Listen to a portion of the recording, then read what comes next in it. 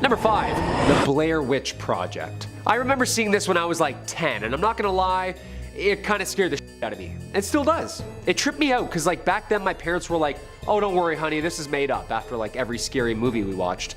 But this time they were like, was that real? You know, my dad just sat there quiet thinking. I was scared. Because the whole production apparently did such an amazing job from top to tail of its release, making the audience still feel like it really happened. The Blair Witch Project is probably the most famous found footage movie ever made.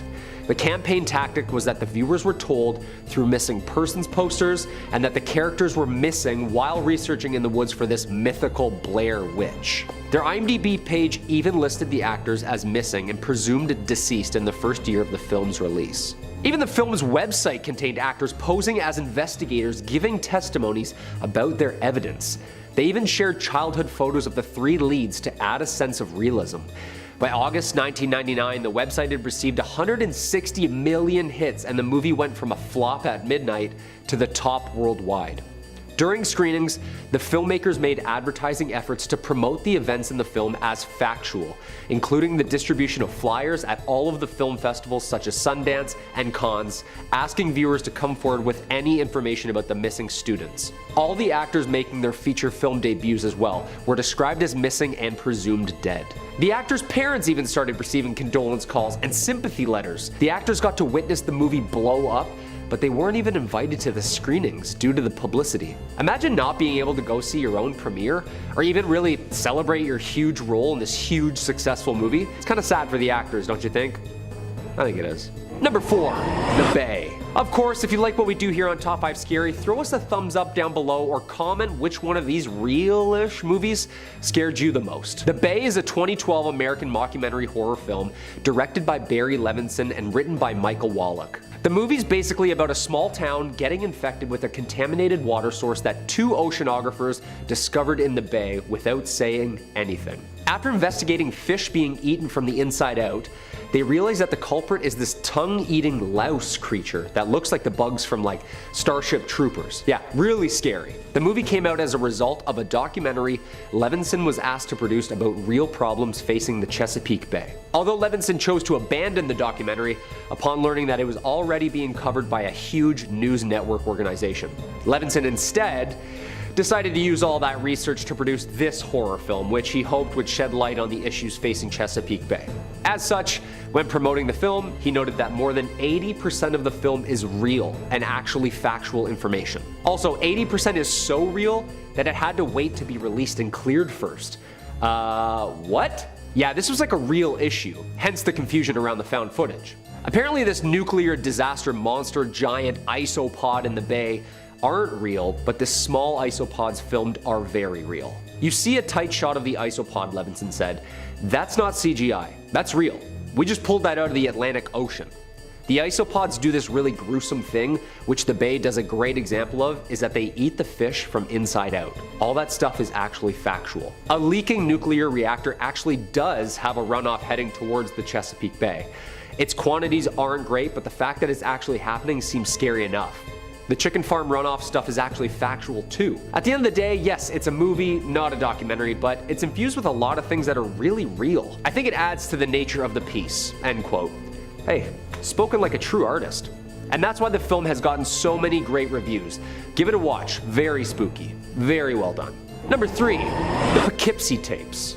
Writer-director fam jam duo John Eric and Drew Dowdle are best known for their sinister yet impeccable found footage movies. Yeah, it's pretty gory and actually had to wait 10 years before being released due to the graphic footage on it. It's rumored that it was held for 10 years due to its contents and disturbing atmosphere, referring to it as a banned movie. It's likely that MGM felt audiences weren't really ready to see such graphic content. In an abandoned house in Poughkeepsie, New York, murder investigators uncover hundreds of tapes showing decades of a deranged killer's work. And in an all too realistic found footage mockumentary, the moments showing the killer POV are things of nightmares. I'm not gonna lie, this is like the goriest movie on our list today. But with scary movies, sometimes comes a little gore, you know?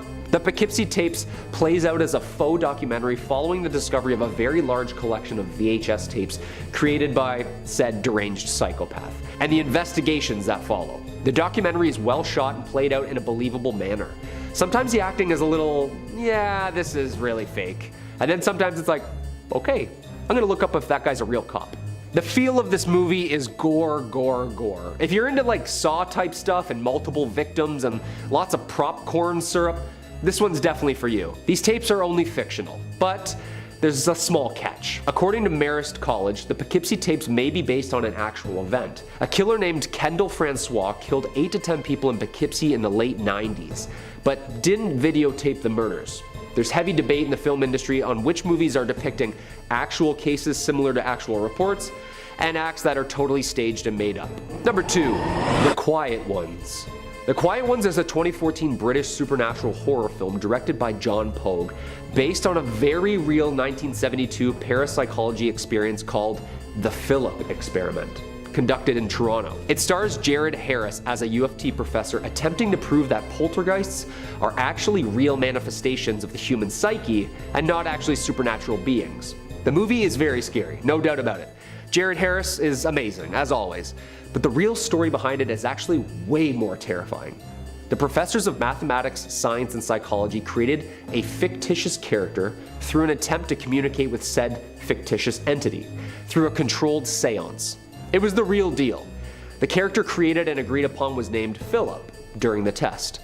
His fictional backstory coincided with real historic events and places, but with multiple contradictions and errors. They said he was born in 1624 in England, had an early military career, knighted by 16, in the English Civil War, and eventually dying at the age of 30. The group was seated around a table via a lecture, with initial seances yielding no contact, no communication, and no phenomenon. The professors then dimmed the lights, fully leaned into the seance, changing the environment. Participants and students then began feeling a presence. Lots of table vibrations, breezes, unexplained voices, and sounds which matched responses to Philip's life. Audio and video and witness accounts documented the paranormal event, but Philip never actually appeared. Yo, this actually happened, like down the street from us. This is terrifying. And number 1, Ghost Watch 1992. First broadcast on BBC One Halloween night 1992. Written by Stephen Volk and directed by Leslie Manning, the drama was produced for an actual BBC anthology series. Despite having been recorded only weeks in advance, the narrative was presented as a live television broadcast. During and following its first and only UK television broadcast, the show resulted in an estimated 1 million separate phone calls to the BBC that night, dealing with a mixture of complaints and praise for the program's bizarre release. Yeah, Ghost Watch has never been repeated on UK television. It's been replayed on stations such as the Canadian channel Scream for Halloween once in 2004, and the Belgian channel Canvas in 2008. The hour-and-a-half event was shot documentary style and appeared as part of the BBC. It involved actual BBC reporters performing a live on-air investigation of a so-called haunted house in London in which demonic poltergeists activity was taking place. Through found footage and interviews with family living there, they discovered the existence of a violent ghost nicknamed Pipes, a nickname from their kids. Footage actually showed the police arriving at Fox Hill Drive, and the spirit even dragged a BBC host behind a door.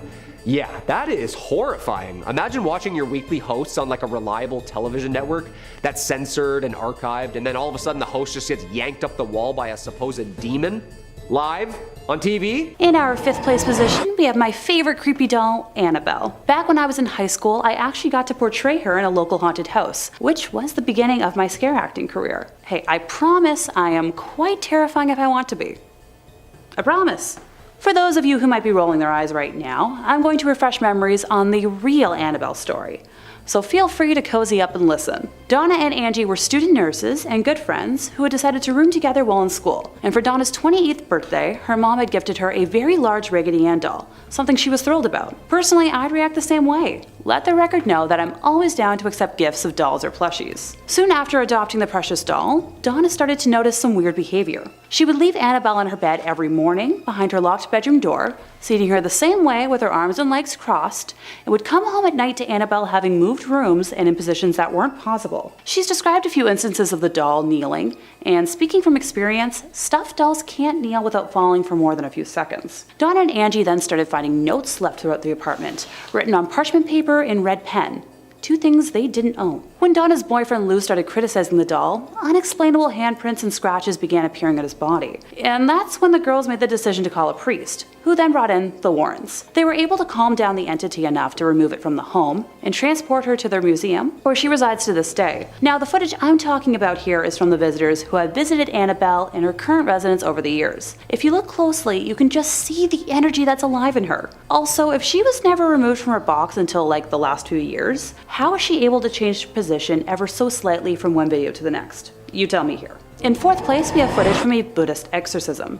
Known as parita, which can be translated as protection or safeguard, it refers to the Buddhist practice of reciting certain verses and scriptures in order to ward off misfortune or danger. The practice of reciting or listening to the parita suttas began very early in the history of Buddhism. The Mahavamsa contains the earliest historical reference to this practice, describing how Upatissa I instructed monks to recite the Ratana Sutta throughout the night during a period when Sri Lanka was afflicted by plague and diseases. In the Pali literature, these short verses are recommended by the Buddha as providing protection from certain afflictions. The belief in the effective power to heal or protect of the Sakakariya, or asseveration of something quite true, is an aspect of the work ascribed to the Parita. It is also widely believed that all-night recitations of Parita by monks bring safety, peace, and well-being to a community. Parita discourses can be recited at events like a funeral or on the death anniversary of a loved one, and can also be recited to placate antagonistic spirits. In 1987, Ed and Lorraine took a trip to Japan to offer their expertise in some cases that were ongoing in different parts of the country,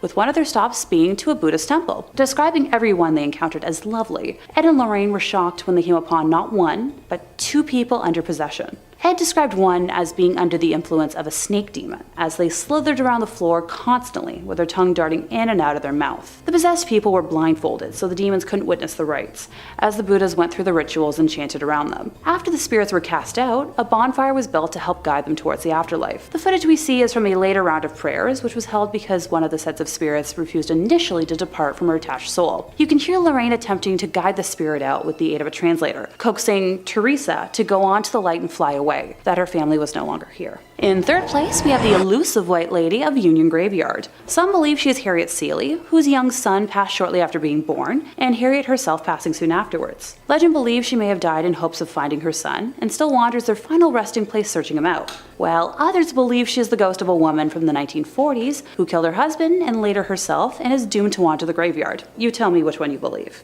Her physical description is the one thing that remains consistent. She is a young woman wearing a white dress with dark hair. Thank goodness I'm not wearing white today. It seems as if she enjoys scaring the daylights out of the living, which, hey, my kind of gal. Many who have witnessed her believe they have almost hit her with their vehicle, only to find no trace of her once they pull over, while others claim they have often seen her hovering slightly above the ground around the cemetery, going back and forth amongst different gravestones. In 1993, local firefighter Glenn Powell received a call about a transformer explosion and drove to the scene of the incident with a police officer and observed a female driver following closely behind him on the road. He remembers the night sky had turned pink, my favorite color, and the explosion emitted large amounts of electricity that had made the hair on his arm stand up at a close distance. Glenn was driving along the road beside the cemetery when the officer seated next to him yelled, "Watch out!" In the middle of the road was a woman with, you guessed it, long brown flowing hair and wearing a white Victorian nightgown. Glenn described seeing a surprised look on her face before slamming on the brakes, but was unable to avoid hitting her, describing it like hitting a brick wall, with the back of his truck flying into the air and the policeman next to him being launched into the dashboard. The driver behind him jumped out of the car and helped the two men search the area of the crash to check on the woman. Glenn is quoted as saying, "There was no red bodily fluids, there was no clothing, there was nobody, there was nothing." Located in Connecticut, Lorraine used to often take walks through the cemetery, saying that it was one of the most haunted places around. Ed caught the White Lady on camera on September 1st, 1990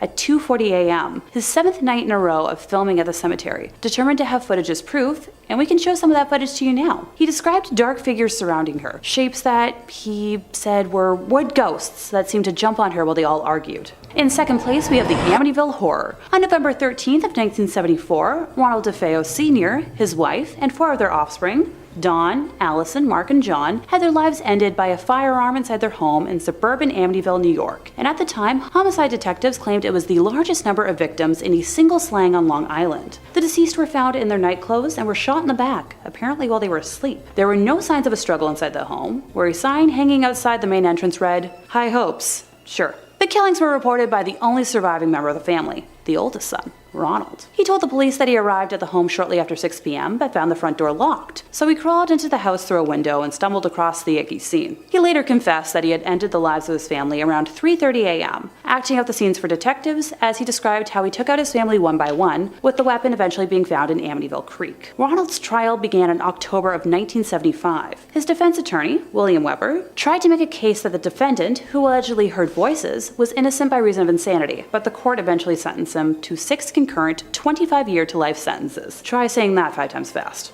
Eesh. A year later, the Lutz family moved into the now abandoned home, and that's where this goes from simply tragic to much, much more. Most of the DeFeo family's furniture was still in the house, because it was included for $400 as part of the deal. You know what, I'd take that deal too.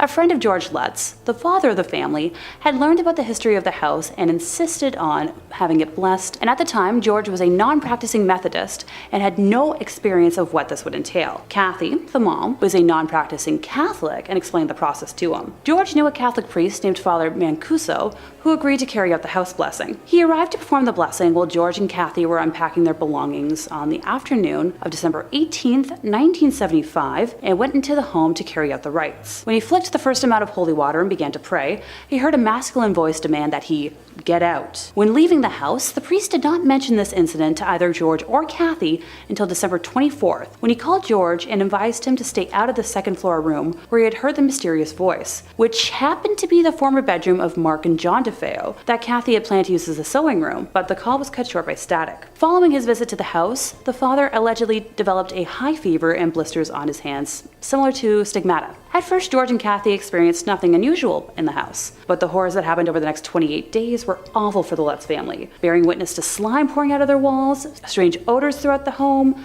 and George would wake up at 3:15 every morning, which is right around the time Ron DeFeo carried out his original crimes. A garage door would open and close on its own, an invisible spirit knocked a knife down in the kitchen, a pig-like creature with red eyes was reported staring at George and his son Daniel through a window. Also, Kathy and 2 of her children experienced bouts of levitation while trying to sleep. The footage we have from this heinous month is of a boy with glowing eyes, believed to be the spirit of the late John DeFeo. By mid-January of 1976, after another attempt at a house blessing by George and Kathy, they experienced what would be their final night in the house. Now, the Lutzes were never able to give a full account of the events that took place on this occasion, describing them as too frightening. After getting in touch with Father Mancuso, the Lutzes decided to take some belongings and stay at Kathy's mother's house in nearby Deer Park, New York, until they had sorted out the problems with the house. They claimed the phenomena followed them there, describing greenish-black slime coming up the staircase towards them. Yeah, no thanks.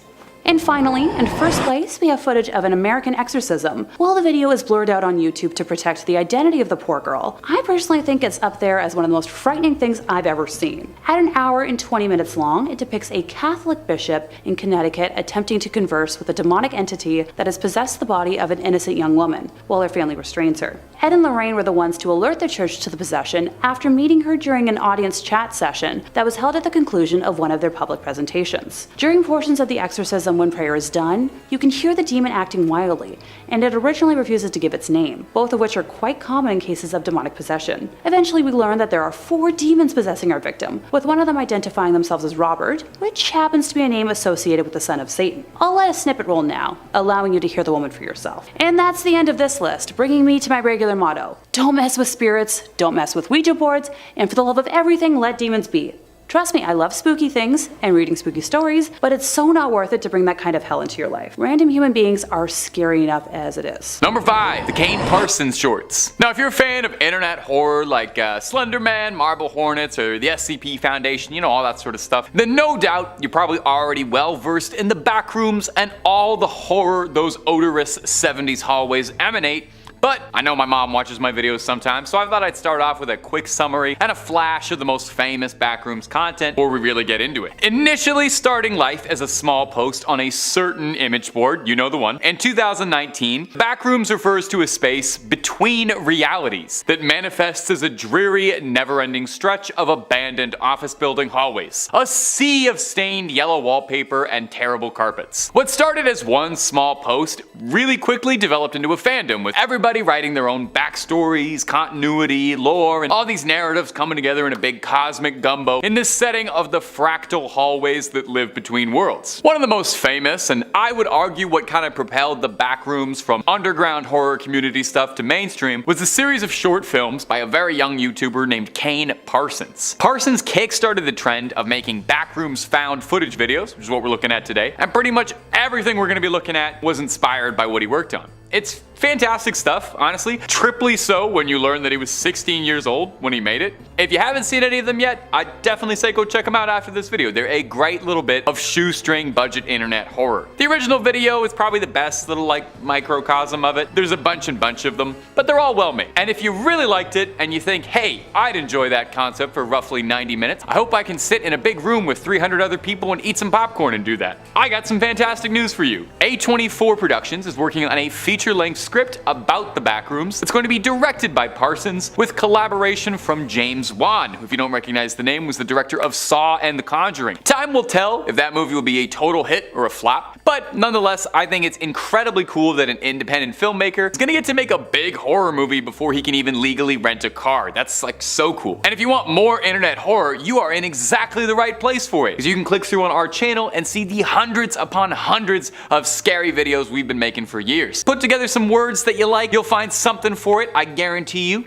Stay subscribed, stay scared, and stay watching this video, okay? We got more backrooms coming up for you. Number 4, no clipping through reality. Now, in that very first post that described the backrooms and created the initial lore, it said that the way you get to the backrooms is by no clipping through reality. If you spent most of your childhood outside playing sports with other kids and you weren't exclusively surfing the Steam forums, maybe the term no clip is unfamiliar with you. It's a video game development term, meaning no collisions, allowing you to pass through all objects in a digital space. It's mostly used for development, but it can also be a little cheat code in some games. I had a lot of fun no clipping through Half-Life 2 and feeling like I was some sort of temporal god, just blitzing through all the levels in 6 seconds. The idea of no clipping in reality sounds kind of funny, but also if you really thought about it, just terrifying. I mean, imagine if you woke up one day and physics just stopped working entirely. It would probably stress me out. You don't have to imagine much more, because thanks to a Redditor and TikToker by the handle of Active Hypocrite, we have a look at just what phasing through reality might look like. And here's where it would go. Starts kind of funny, the chair scrambling around like a Source Engine prop glitching out, and then not even 10 seconds later, our hapless protagonist finds themselves no clipping through reality and landing flat in the backrooms, presumably to spend out the rest of their days. Imagine how scary that would be. Your whole life's just upturned, and half a second like that, you're enjoying reality, enjoying all the pleasures that existence has to offer, and then bam, to the back rooms with ya. I gotta say, people give TikTok a lot of guff, and rightfully so. I've seen a lot of terrible things on there, but I do like how it's become a video platform for really quick, bite-sized little snacks of filmmaking. Any platform that allows creative people a medium for which to serve up scares, A-okay with me.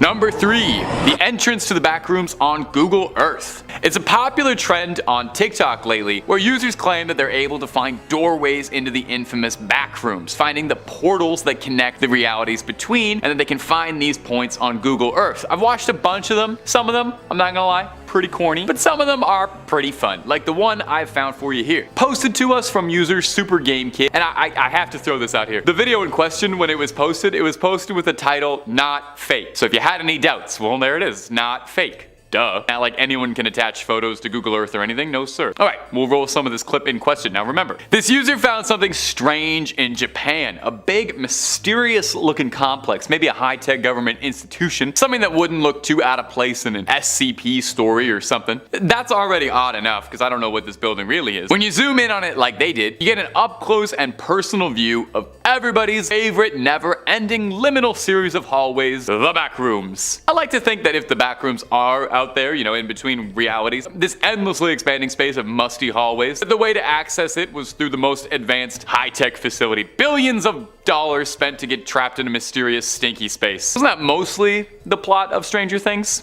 Who knows what sort of research could be done on the backrooms? Who knows what sort of efforts have been made to reach them? You just try typing SV no clip 0. That's a little joke for you gamers up there. All I know is that it's not anything I'm looking to explore anytime soon, so I'm thankful for videos like this, where I can experience the back rooms from the comfort of my own reality with doorways and exits and an outside and everything. Number 2, death rooms. I think we've been getting a little tame with these videos. And I mean, that's sort of the nature of the back rooms, isn't it? It's more about the strange wistfulness that comes from a place that's familiar, nostalgic, but unrecognizable, like a dream being described to you by someone else. A bit of an esoteric fear. But esoteric fear doesn't really make for good videos YouTubers can make stupid thumbnails and the faces reacting to about. So sometimes we gotta crank it up just a little bit while also meeting content guidelines. Much like the SCP Foundation, there's all sorts of contributors to the shared urban legend that is the backrooms. Some of them see the backrooms as a lot more hostile. Let's roll some of this recovered found footage from YouTuber ChuggoYT called The Death Walls. Whatever is going on in this clip is bad news bears and then some. We see it from the perspective of a couple of explorers donning hazmat suits, presumably from some super secret government institution you need Black Ops level clearance to even know about. Maybe the SCP Foundation? I could definitely see those guys getting involved in something like this. Whatever has happened though is absolutely horrible. We see the remnants of the investigation crew squished up against the walls. They had no clips set back to 1, not 0. They're wedged in between the back rooms. Their insides are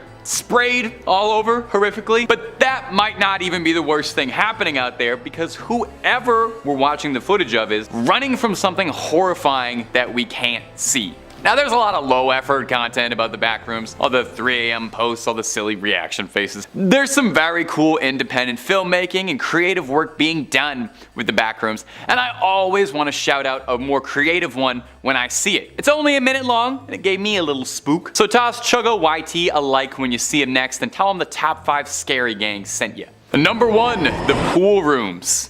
Since the backrooms first started becoming popular around like 2019-ish, there are so many clips and videos of people recording their own experiences, and everyone's got their own little like personal touch on what they think the backrooms is. And really, it's a shared internet horror story, so nobody's got a wrong answer. There's a lot of really great ones worth checking out, but I think some of them don't quite get what was making it so scary or unique in the first place. If it's just monsters and bad guys and scary writings on the walls, that's like any other horror setting. When the original post was just about a bizarre office space that looked familiar but off in a way that you can't really place. This video posted to Reddit called The Pool Rooms really captures that for me. It's an endless, sprawling, familiar location. Doesn't really look like anything out of reality. It looks almost like it could be like an abandoned shopping mall from the 80s or something. You know, that ceramic style, that trademark soulless architecture and design. You can tell where like a food court Taco Bell should be, except it's all been mostly flooded up to about shin level. It's enough to be annoying, but not enough to be impossible to travel through. There is really something about this, for me at least. The stillness when something should be there, something will leap out at you but never comes. Look at it for a long time and just think about how unpleasant it would be to be in there. Cold,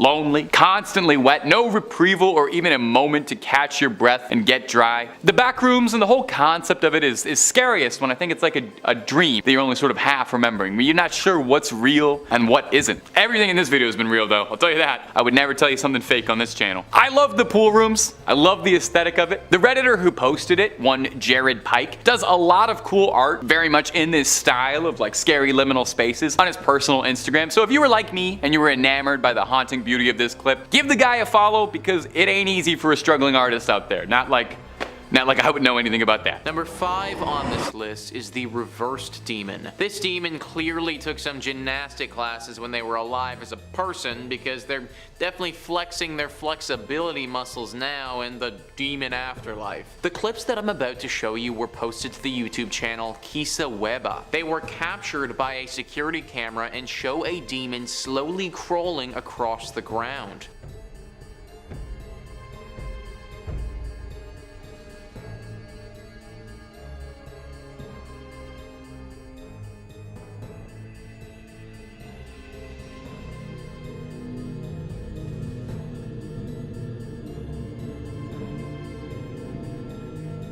So as we can see, that demon is just slowly meandering along, minding its own business. Now, you may think that this is the end of the story, but it's actually not, because that thing was caught on another security camera in the area a little bit later. Let's take a look at that.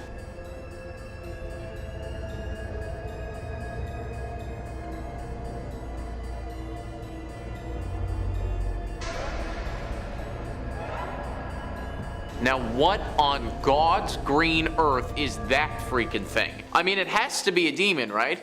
Like, what the hell? Its face is clearly all white, completely inhuman. And now that we can fully see the way that it walks, we get a clear sense of how demonic it actually is. I think the biggest question that comes up through all of this, though, is what is it doing and where's it going? Fingers crossed that whatever it was doing doesn't concern any one of us. Number 4 on this list is Kubishev Square. Back in 2015, a video was uploaded to YouTube from an account named D-Man Operator. The video is only 50 seconds long and shows someone getting chased by a demon or monster in Kubishev Square. Let's roll 30 seconds of that clip and see what you guys think about this demon.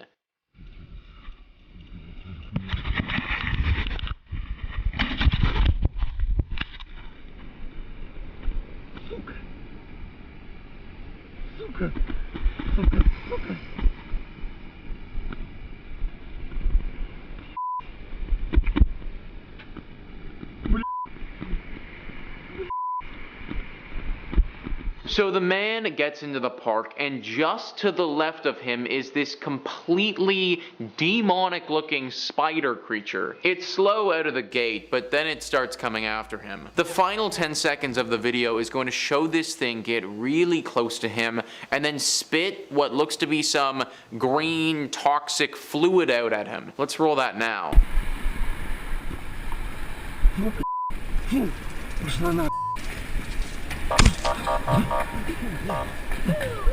So yeah, let's put it this way. Whatever this thing was, it definitely isn't human or any sort of animal that we're aware of. Now, can I say for sure that it's a demon? No, I can't, but I can say that it definitely looks very dangerous. Watch your back, everybody. This thing came after this dude in broad daylight in the park. Kicking off at number 5, the McPherson tape, 1998. Kurt, they're on the roof.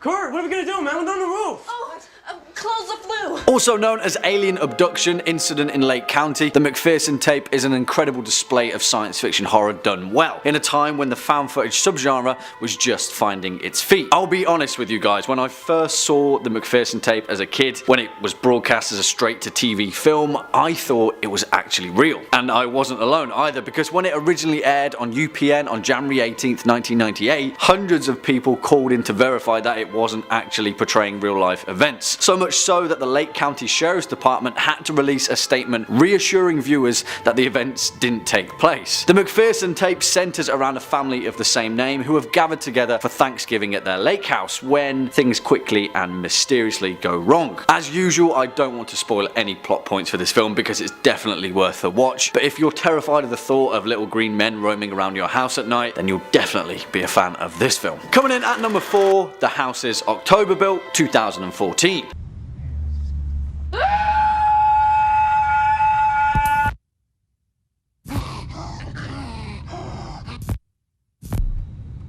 And yeah, this film is great fun and so damn creepy for the most part. Directed by Bobby Rowe alongside hit producer Steven Schneider, the man behind the original Paranormal Activity, Insidious and The Devil Inside, The House is October Built is a fantastic spin on the found footage genre and features some genuinely terrifying set pieces throughout. It gives you that weird sense of dread that the subgenre tries so wholeheartedly to capture, but this film does it to perfection in parts. The House is October Built focuses on a group of friends, all horror fans may I add, travelling throughout southern USA in the lead up to Halloween. They've got an obsession with live action haunted house attractions, and the film plays out as a kind of mini road trip, ramping up the fake scares as it plays out. But, well, the fake scares quickly turn into real scares, and the second half of the movie really manages to turn up the heat. The strength of this film is how personal it feels. There's no wider scope other than the events that unfold before us, and it's backed up by a genuinely believable cast and likeable characters, which makes the ending that much more bleak. Give it a watch. Next up at number 3, Noroi, The Curse, 2005.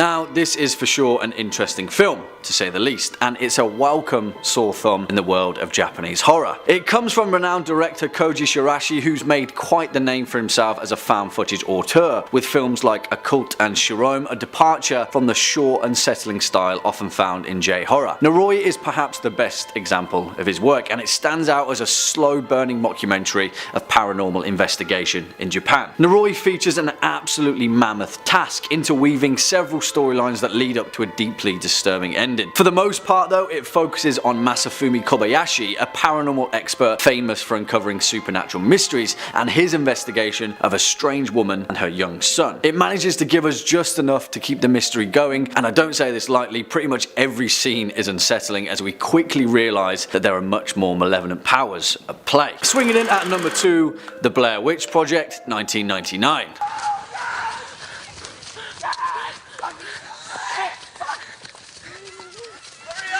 I'm coming. My boots aren't laced.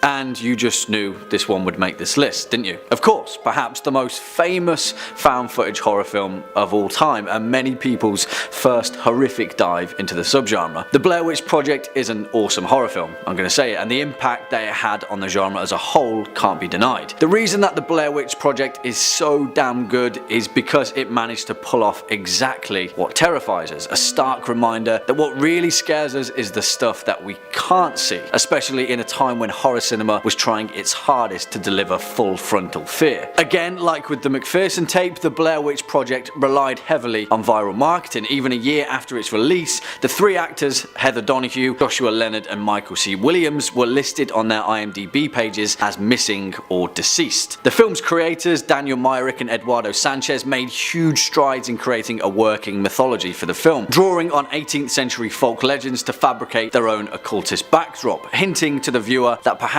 there was some truth to the events of the film. In essence, it's what makes found footage horror so good when it's done well, an uneasy mix between horror fiction and horror fact. And finally, at our number 1 spot, The Borderlands, 2013.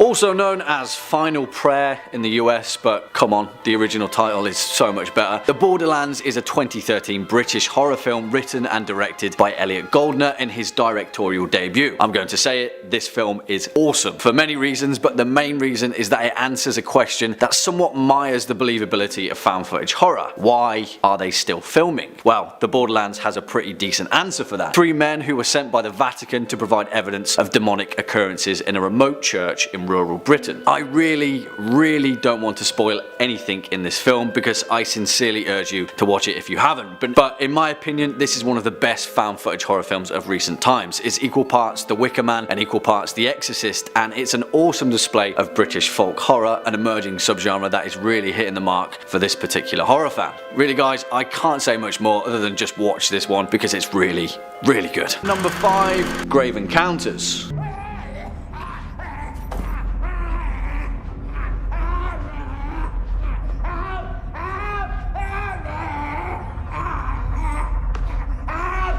Now, you guys had a lot to say about this particular film in the first part of this series, and rightly so, because put it this way, if every episode of Most Haunted was as awesome as this, then we'd have enough content to keep us going for the next few decades. Written and directed by the Vicious Brothers, aka Colin Minahan and Stuart Ortiz, Grave Encounters is a 2011 Canadian supernatural horror film that strikes at the vein of paranormal reality TV, which, as I mentioned previously, is a much needed antidote to the found footage genre as a whole. We as an audience need to be able to suspend our disbelief when faced with such a personal depiction of horror. Again, it strikes the question, why are they still filming? Well, this film follows Lance Preston, the charismatic host of Grave Encounters, an infamous ghost investigation TV series, and his crew as they make their way through the abandoned mental asylum Collingwood Psychiatric Hospital. What plays out is a genuinely nerve-wracking classical ghost story. I'm not going to sugarcoat it, there's not much more to the plot other than the pursuit of the paranormal and the pains that come with it. But as far as that goes, Grave Encounters does it very convincingly, and it's jammed with some genuinely uneasy moments. So much so that the Vicious Brothers have extended the Grave Encounters series and developed quite the cult following in the process. Coming in next at number 4, Devil's Pass. Come on!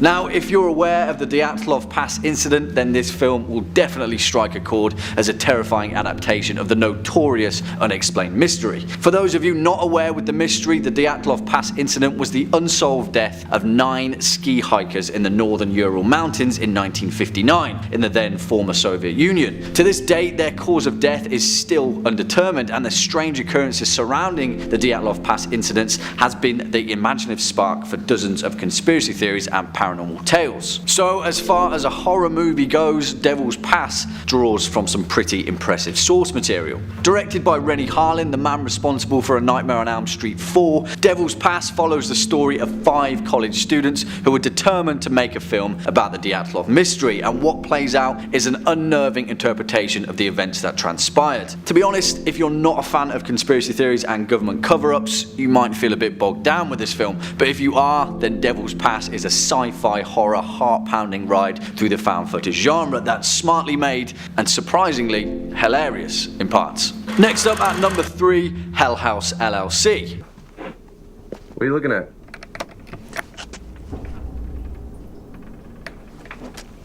Holy got me, man.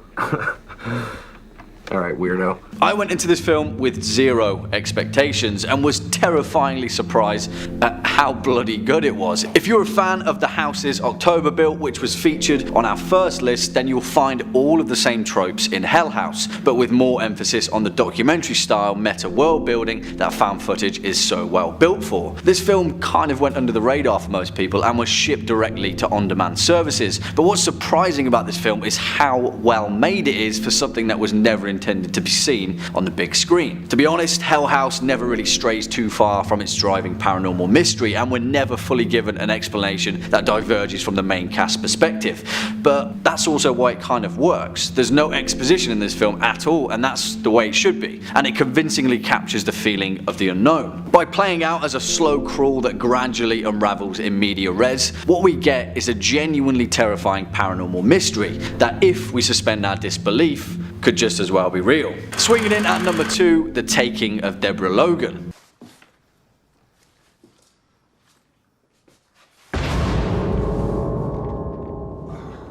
Hey, letting all my heat out.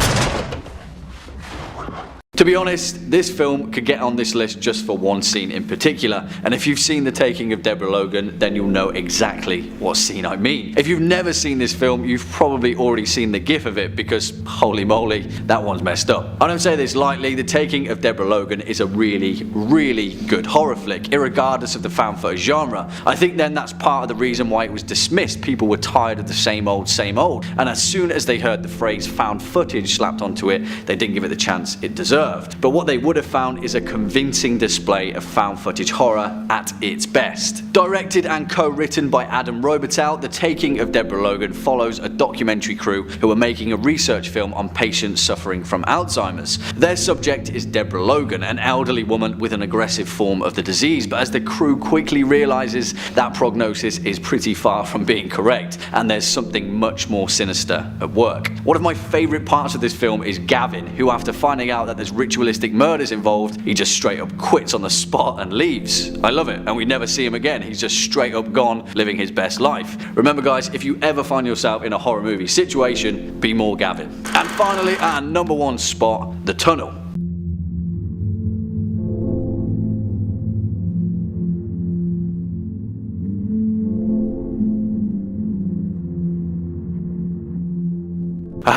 Holy moly, this film is ridiculously good. Equal parts thoroughly entertaining, convincingly made, and just straight up terrifying. Which makes it so much more impressive then that this is essentially a fan-made film, crowd-funded by selling individual digital frames for $1 a piece. Now, I will forgive most criticisms with this film, and to be honest, if you weren't a fan of the Blair Witch Project, then in all likelihood, you won't enjoy this. It is very unforgiving with its handheld sequences, there's a lot of disorientating shots, but I don't know about you, that's exactly what I want want in found footage horror. I want to feel like I've stumbled upon a tape that shouldn't be seen. It's the reason why I believe found footage horror can be so effective when it's done right. It's not entirely what we see, it's the small moments of chaos that force our imagination to fill in the gaps. On top of that, we have an extra layer of exposition from the documentary sequence, allowing us to witness how the imminent threat ahead has already affected the survivors. What we get is a terrifying display of claustrophobic horror that seriously is edge of your seat stuff. Give this one a watch and then let me know your thoughts in the comment box down below, and maybe we'll have enough traction to pull off a part 3. Number 5 on this list is the alien baby. This is a clip of what looks like an alien child. We know how the government is with aliens and anything extraterrestrial, so it's clear why they wouldn't want the public looking at something like this too closely. I mean, they don't let anyone in on anything happening in any of their secret bases, so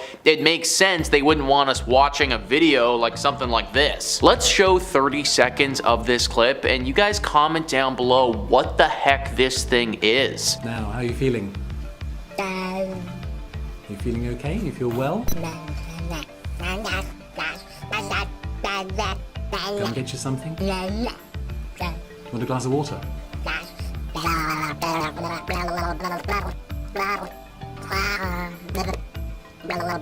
We're not really getting anywhere, are we, at the moment?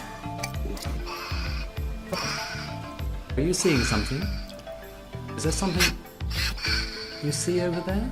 So very clearly that is not a human child. Now it's possible that could be an animal of some kind, but I have no idea what type of animal looks like that. That's why, if I had to guess, we're looking at some type of alien creature. This is a really interesting find because it means that aliens might have children similar to how we have children. Obviously we don't know the process to how this baby came about, but the idea that aliens grow like we grow. That's important information because for a long time people have speculated on their reproductive process. To just assume that they grow like we grow would be ignorant on our part, but now this looks like some serious evidence. What I want to see though is a clip of this creature several years from now. What does this thing look like then? It doesn't look too threatening today, but you already know that it's going to turn into something deadly most likely. Number 4 on this list is the dinosaurs. This next clip was initially from Shortest Blockbusters, but was broken down by Chills on his channel. I'm gonna play you an excerpt of what he has to say right now. Do you believe that some extraterrestrials are living among us? Then you really gotta see this scary video. The footage shows 2 dinosaur-looking creatures scurrying across a frozen river. They have spines that are heightened, long tails, and pointed heads. Otherwise, their bodies look more or less human. Are these dinosaurs extraterrestrials, humanoids? And that is the big question, right guys? Aliens, dinosaurs, or humanoids? What the heck are they? He goes on in that video to talk about how he believed this was actually VFX, but some people in the comments weren't too sure. VFX could easily be the explanation, but it could also be used as an excuse. The government has chalked a lot of things up to VFX and CGI before, and some of that has turned out to be real, so why can't this? Aliens living among us, or other creatures living among us, has been talked about and rumored for a long time. We have had no definitive proof, but videos like this just keep getting released with no explanation. I wouldn't be surprised if in a few years' time, some real proof finally surfaces confirming a lot of our suspicions about these creatures. Number 3 on this list is the river creature. This next video was released back in 2015 and shows a bunch of people wearing hazmat suits picking a strange looking creature out of a river. This was apparently captured in Poland and there was no official report on this when it came out.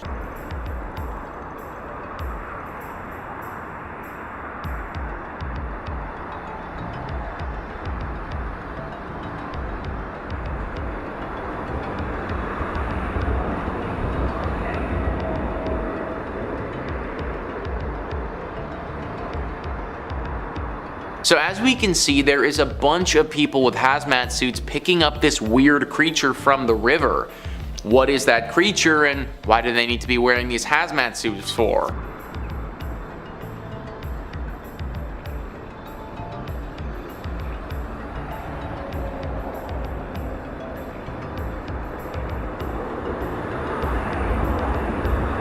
So they hand it off to some other people in different colored hazmat suits and then walk to a place where presumably the person filming can't go. I also wouldn't be surprised if the person filming was already in a spot where they weren't allowed to be and just snuck in anyways. Maybe this is in some secret base of some kind where experiments are being performed. I mean, why else would they need hazmat suits? Definitely a very strange one there, guys. Comment down below if you have any idea what they were doing here and what that thing was. Number 2 on this list is the creepy mermaid.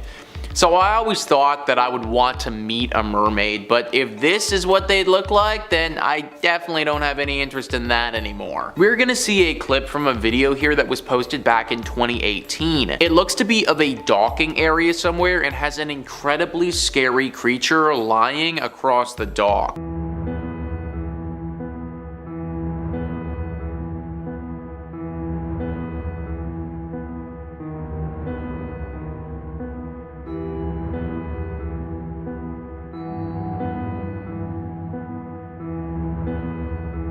So what the hell was that thing, guys?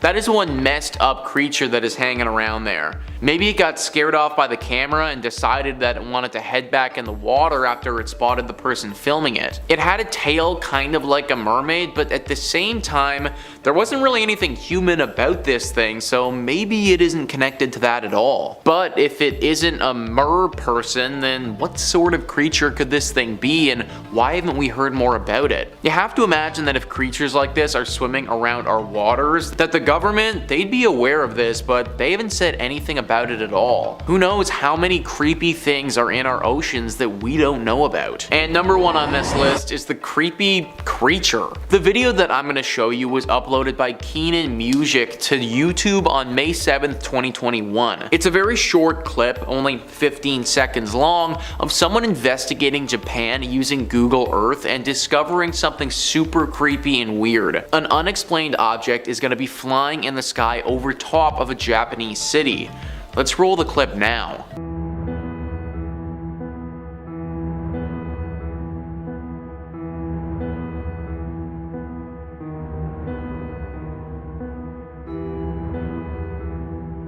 That thing almost looks like a drone, but it also looks like it could be made from organic material. I also don't know of any drones that look like that are constructed by humans.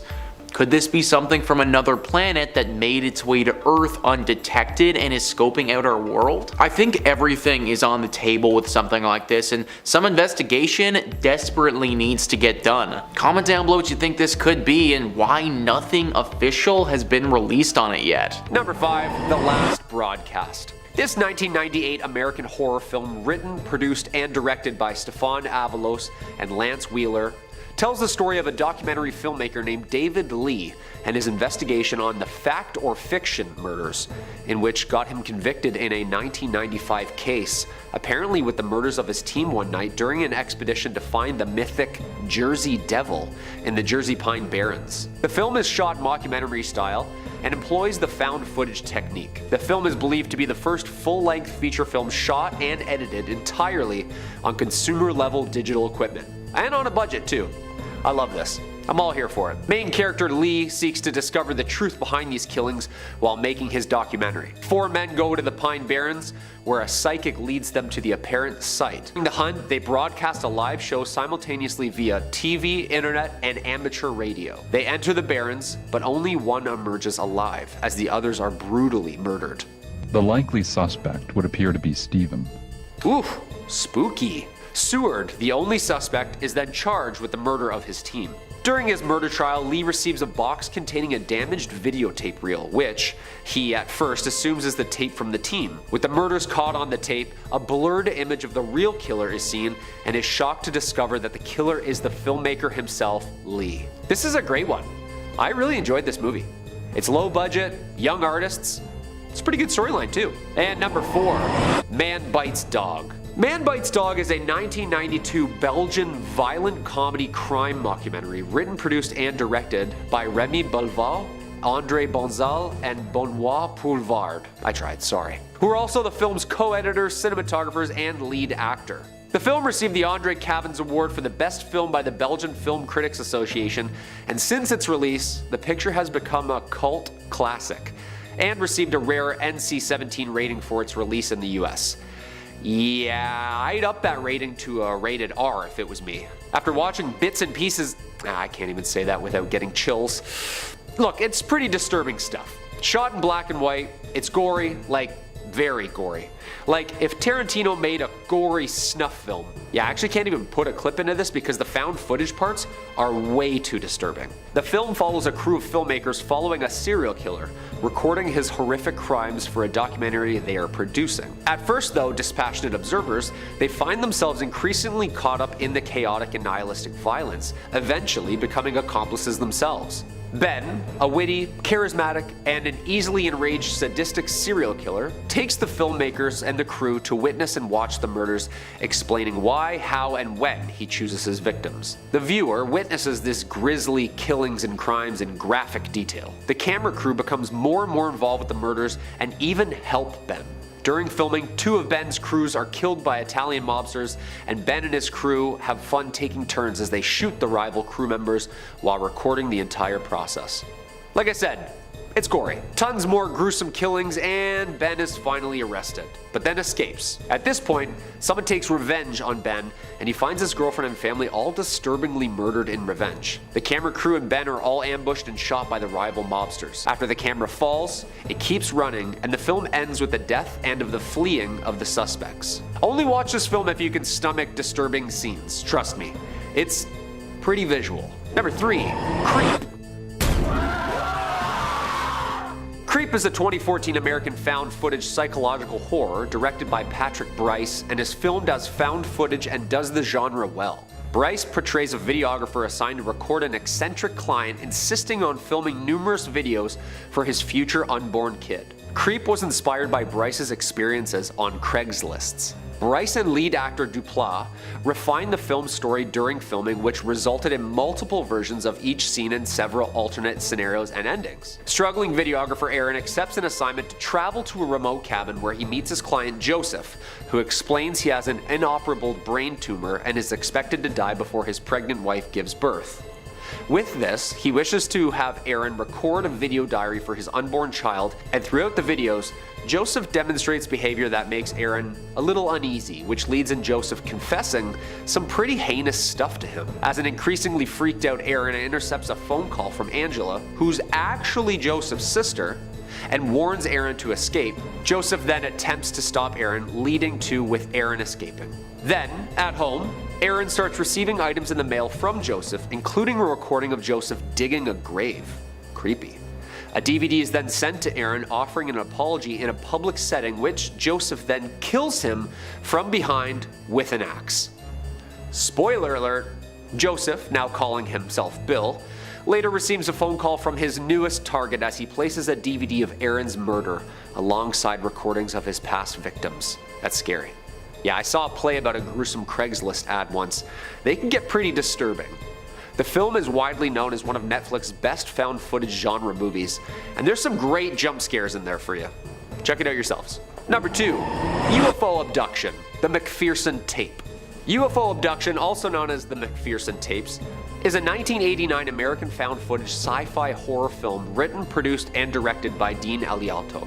The film focuses on a family who are being terrorized by extraterrestrials during a birthday celebration. The late 80s and the early 90s were ravished by an overflow of popular paranormal genre movies and TV such as The X-Files and Unsolved Mysteries. The film begins with a brief introduction that proposes the film as legitimate and one of the strongest pieces of evidence for ETs yet. On October 8th, 1983, the Van Hees family gathers in Connecticut woods to celebrate 5-year-old sister's birthday. One of the brothers uses his handheld camera to record the night's events. The evening passes relatively uneventful as the family celebrates. However, after a small power outage, the brothers walk to the neighbors to investigate, and the three eventually come across an extraterrestrial spaceship landed in the woods and are shocked to see 3 small aliens walking around. Oh my god. Oh my god. Holy sh. Holy sh. Holy. Yeah, that's creepy. They flee in a panic after the aliens notice them. Yeah, I would too if I saw them just walking around the forest.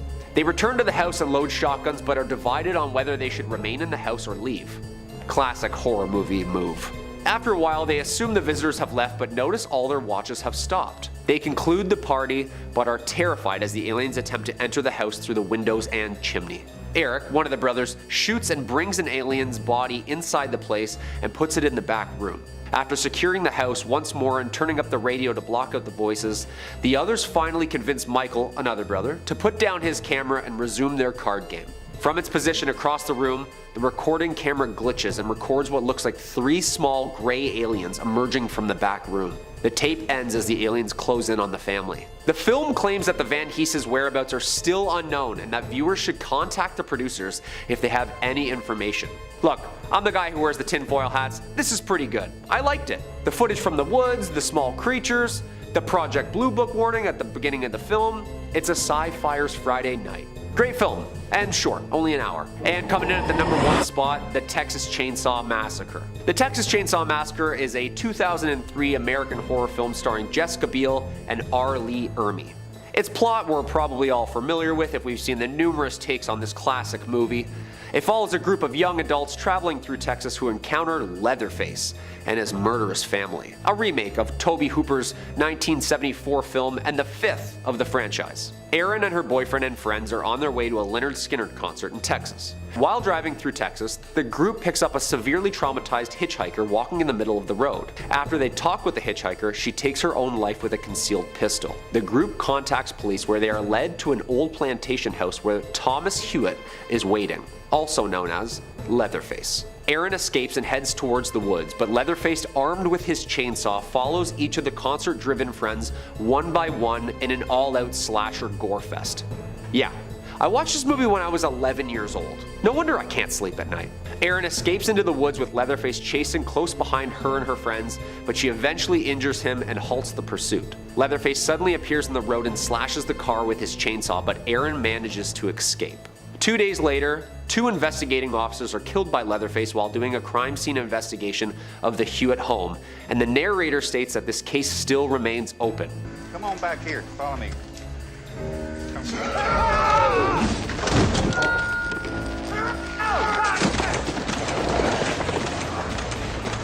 Yeah, that's absolutely terrifying, alright? Seems like this franchise was loosely based around a cannibalistic family in the South and actual evidence, case, and trial of Ed Gein. Number 5, Spree. Coming in first on our list is the newest release and a new age classic that I think, give it a few years, will get the recognition. Spree. It was called American Psycho for the digital age, and I think that fits. Spree stars Joe Keery of Stranger Things and Joe fame, putting down the baseball bat and the hair gel and sitting behind the wheel of a rideshare service, playing a down-on-his-luck young man named Kurt who wants nothing more than to be a viral, famous social media star. Ah, very relatable. But in a sea of unboxing videos, react TikToks, let's plays, confession videos, hashtag challenges, apologies, and top 5 videos about horror movies, Kurt struggles to find any sort of audience for his content whatsoever and decides that the best way to stand out on the internet is to live stream himself snuffing his passengers he picks up in his rideshare app. Okay, you know, to each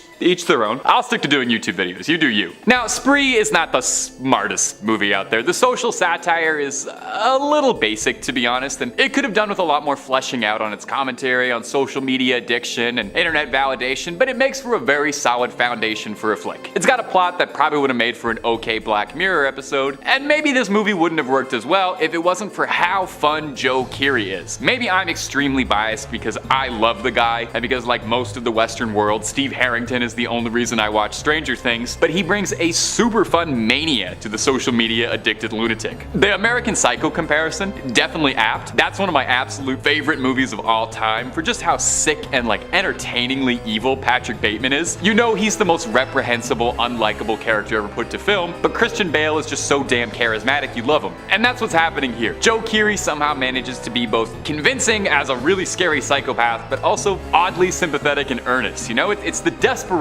Have you ever seen a man soaked head to toe in blood, shaking and quivering after doing something unspeakable, and he's still asking you to subscribe subscribe to his channel. And speaking of vapid, deranged, dead-eyed internet personalities looking for fame, if you're looking for more scary movie reviews, ghosts, goblins, and aliens, well, click through to Top 5 Scary and subscribe. We've got loads more content with me behind the wheel, but not really. I can't drive. Look at me, I just skate. Number 4, VHS. VHS eventually exploded into a mega hit franchise. I think there's like 5 or 6 of them, not even including spin-offs, but it all comes back to the daring original. VHS was a collection of horror movie shorts, all under the same theme of bizarre found footage horror, and the result is electric. It's like getting to sit at home for your own private horror movie film festival. Now, the collections of shorts featured were all directed by, at the time, fairly underground independent horror movie directors, but now looking back at it, it's like they've assembled a really impressive pantheon of rising horror legends. We got stuff from Addard Wingard, who gave us You're Next in the 2016 Blair Witch reboot, which was okay. We got one from David Bruckner, who would go on to direct The Ritual in the 2022 Hellraiser. And we've got T.I. West, who would make the A24 darling Pearl. So it's a film with nothing but wall-to-wall talent and creativity at their best. It also made the format of being an anthology movie like part of the plot of the movie itself, which I thought was very meta and juicy. A group of career crooks film themselves committing violent and vile acts, and hey, I wonder if they knew the guy from the first movie. And they are commissioned to heist a single object, a mysterious VHS tape. The guys break into the house and find the tape, and the movie is them watching it and then cutting back to whatever strange mystery is happening with the criminals. It's very inventive, it's very immersive, it's very, very cool. Now, all the segments are really cool, but I want to shout out the shorts Tuesday the 17th for being a very high concept idea for a horror movie I can't say I've seen elsewhere, and I can't even say too much without giving it away, but it uses the VHS format really fun. And another shout out for Something Strange Happened to Emily when she was younger. Again, very inventive. It's told exclusively through video calls and the internet, and it features a hearty dose of medical body horror, wild twists, and just like the tiniest little bit of alien stuff. Just like a little bit. Number 3, Lake Mungo. Okay, let's go back to another lesser known one with Lake Mungo. This one's an Australian feature, came out around 2008. Lake Mungo is a healthy, hearty dose of scares and thrills and heart-wrenching family drama. Horror and family drama go hand in hand like the girl from Hereditary and a stop sign. Too soon? That was too far? That was too far? That was too far. In Lake Mungo, we're in the perspective of Matthew Palmer, a young man who has been depressed and broken shortly after his sister's drowning shattered his family's well-being and mental health. However, Matthew begins to see signs of his sister everywhere, feeling her presence in the house with him, and mostly because he keeps seeing her ghost all around. He sets up a surveillance camera system all over their house and begins making a documentary about his experience hunting for his sister and closure. As the investigation as to whether or not his sister really is haunting them, Matthew ends up uncovering family secrets that were long thought buried and finds himself haunted by his sister's loss in a way much grander than any ghost story could. Now, what I really like about this one is pretty much right up until credits, you'll be asking yourself what's happening. Not in a confusing way, like an Inception sort of thing. It's just got a bunch of fun and clever twists that kind of keep you guessing the entire film, keep you asking questions. The film uses the medium well. It allows the audience to go on this journey with the family, where you're there with them and you're asking too what's happening, if it's really a haunting or if it's all just a sad family wanting to see their daughter one last time. It honestly ends up being really heartwarming in a bizarre way. You don't see a lot of horror movies that kind of get you right here. And without spoiling like too much, because I do want you to see it, unlike Hereditary, this one doesn't really have like a happy ending, but it doesn't have a horrifically sad ending. It's kind of bittersweet. It's genuinely very touching. So if you're looking for something to tug at your heartstrings a lot while also making your hair stand on end, you can't go wrong with Lake Mungo. Number 2 is Wreck. Maybe you've already seen this one because it was a smash hit commercially and critically, but if you haven't, man, come on, you really oughta. Wreck is found footage stuff at its best, putting you smack dab in the POV of the action, and it makes you feel like you're both part of this horrifying nightmare, but also kind of like you're like an FBI agent watching evidence recovered years after the fact in a dark room. Wreck follows a film crew that's recording something when they find themselves caught in a way bigger story. When a neighbor attacks someone and bites them, police quarantine off a building for an unknown reason, and you get to experience it all go down in first person as more and more people inside the building seem to be turning into something a little rabid, vicious, and more than a little undead. Wreck does zombies 28 Days Later style, with a pretty interesting twist that I won't give away if you still haven't seen it. They're fast, violent, and unpredictable, and it makes for a super entertaining movie watching the protagonists try and fend off a horde of undead in these really cramped, tight, claustrophobic spaces. There's a lot of excellent choreography work going on here to make sure everything fits in the frame, and the first person view of the camera